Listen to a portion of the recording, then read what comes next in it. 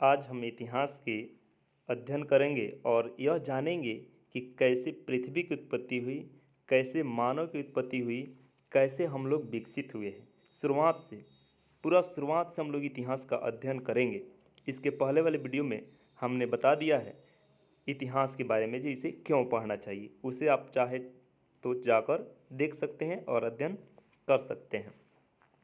सबसे पहले हम यह जानेंगे कि आज का जो इतिहास है, यह आज से सबसे बड़ी चीज़ है कि हम गणना करना ही भूल जाते हैं कि किस तरह से गणना करें।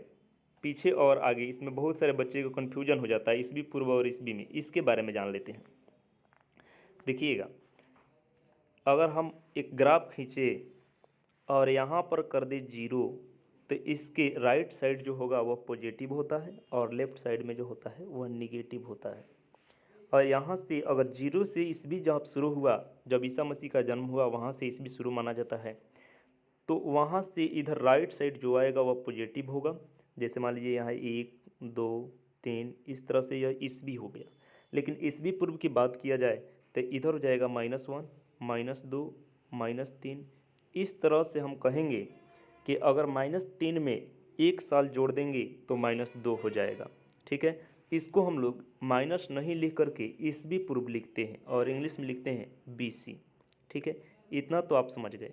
अब हम आज से पीछे की ओर चलते हैं और ज्ञात करते हैं कि कहाँ से इसकी शुरुआत हुई है।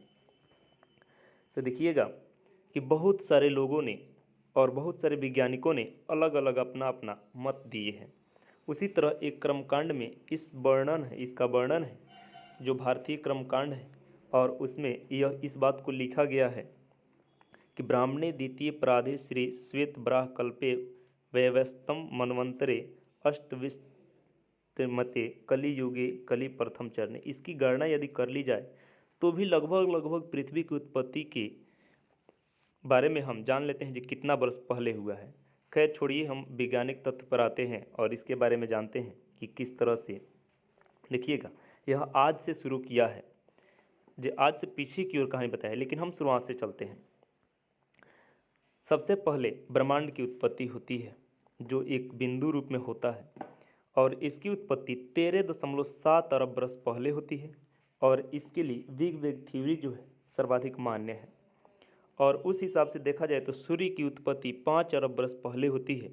उसके बाद गैस बनते हैं, महासागर बनते हैं, सागर बनते हैं, ग्रह बनते हैं, और उसके बाद फिर से पृथ्वी पर जीवों की उत्पत्ति होती है।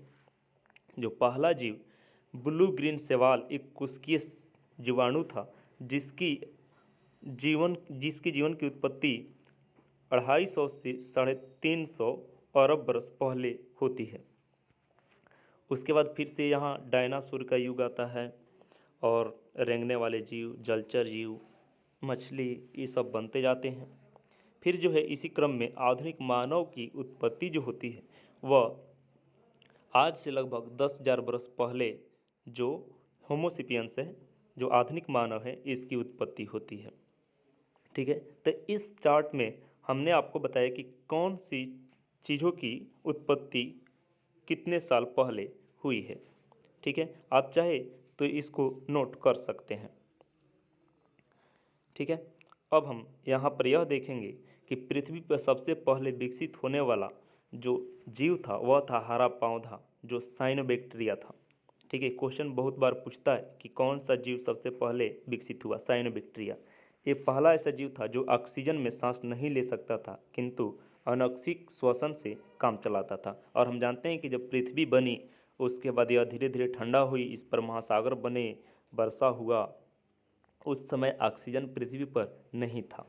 ठीक है, और ऑक्सीजन जो है कार्बन डाइऑक्साइड से टूट करके धीरे धीरे ऑक्सीजन बना, और अभी के वर्तमान स्थिति में बहुत अधिक मात्रा में 21% जो है वायुमंडल में ऑक्सीजन मौजूद है।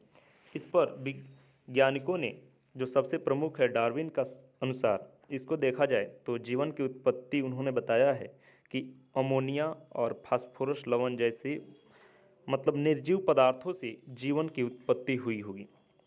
और जिस स्थिति में हम आज देख रहे हैं मानव को या किसी जीव को, यह पहले ऐसा नहीं था। इसका उत्परिवर्तनवाद का सिद्धांत जो है यह बताता है कि धीरे धीरे जीवों में परिवर्तन होता है, और इस क्रम में हम एक कोशिकीय जीव से मछली और फिर जो है बहुत सारे छोटे छोटे जीव, फिर रेंगने वाले जीव स्तनपायी बने और इसी क्रम में बानर से हम लोग मानव की उत्पत्ति होती है। ठीक है। एक आता है प्राइमेट। प्राइमेट जो है इसके अंतर्गत टर्सियर, लीमर, लोरियस, बंदर, कपी और मानव आते हैं। यह एक प्रकार का स्तनपायी जीव ही होता है जिसके अंतर्गत ये सभी जीव आते हैं। ठीक है। और इसकी उत्पत्ति लगभग 8.5 से 5.5 करोड़ वर्ष पूर्व हुई है, जो कि देखा जाए तो डार्विन का जो उत्परिवर्तनवाद का सिद्धांत है यह हमारे ग्रंथों के पुराणों में भी वर्णित है। ठीक है, जिसमें अवतारवाद का वर्णन को मिलाया जाता है। अब देखिए, सबसे जो महत्वपूर्ण बात है यह कर्मिक विकास हुआ है कि किसी भी जीव को डायरेक्ट इस तरह नहीं था, क्योंकि वहाँ के मौसम और वातावरण के हिसाब से इसमें बहुत सारे चेंजिंग हुए हैं। ड्रियोपिथेकस एक विलुप्त जीव है जो मानव के कर्मिक जैविक विकास के चरण का प्रतिनिधित्व करता है। इसमें आता है ऑस्ट्रेलोपिथेकस। मानव का निवास स्थान मध्य एशिया था और यह लगभग 50 लाख वर्ष पूर्व पाया जाता था। यह सीधे खड़े होकर चल सकता था। होमो हैबिलिस यह 28 लाख से 14 लाख वर्ष पूर्व जीवित थे, जो दक्षिण और पूर्वी अफ्रीका में होलोसेल युग में रहते थे। उसके बाद आता है होमो इरेक्टस। इसका अर्थ है सीधे। ठीक है, सीधे मानव। ठीक है, यह लगभग 19 लाख वर्ष पूर्व पाया जाता था। ऐसा प्रतीत होता है कि होमो इरेक्टस ही सबसे पहले आग पर काबू करने वाले मानव थे। ठीक है। होमो निएंडरथैलिस यूरोप और एशिया में लगभग 40 लाख से 28 लाख वर्ष पूर्व पाए जाते थे। ये झोपड़ी और गुफाओं में रहते थे तथा विभिन्न प्रकार के औजार बनाते थे। ये जितने भी हमने नाम रखा है यह सभी आदि मानव थे, जिसमें बहुत सारे चेंजिंग हुए हैं। इसके बाद आता है होमोसेपियंस। होमोसेपियंस अर्थात बुद्धिमान मानव, जिसे आधुनिक मानव भी कहा जाता है। इसका अस्तित्व 4 लाख वर्ष पूर्व से है, 40,000 वर्ष पूर्व से है, जिसे क्रो-मैग्नॉन भी कहा जाता है। इसी होमोसेपियंस को ही हम लोग आदि मानव और आधुनिक मानव कहते हैं, जो 40,000 वर्ष पूर्व से आज तक है। और इनका मुख्य काम शिकार, भोजन एकत्रित करना और इस तरह से जीवन निर्वाहन करना। ये लोग घूमते थे। ठीक है, पेड़ों पर नहीं रहते थे, क्योंकि पेड़ पास पास नहीं रहते थे। तो हमने जितने भी आदि मानव के प्रकार थे उनके बताए कि पहले से आज तक जो है किस तरह से इसका कर्मिक विकास हुआ, यह डार्विन के सिद्धांत के अनुसार। अब हम अगले वीडियो में यह पढ़ेंगे कि किस तरह से जो पूर्व पाषाण काल, नव पाषाण काल और मध्य पाषाण काल में आदि मानव ने अपना जीवन व्यतीत किया और किस तरह से युग की बंटवारा की गई, यह अगले वीडियो में हम पढ़ेंगे। Thank you. अगर आपको वीडियो अच्छा लगता है तो हमारे चैनल को सब्सक्राइब जरूर कर दीजिएगा। Thank you.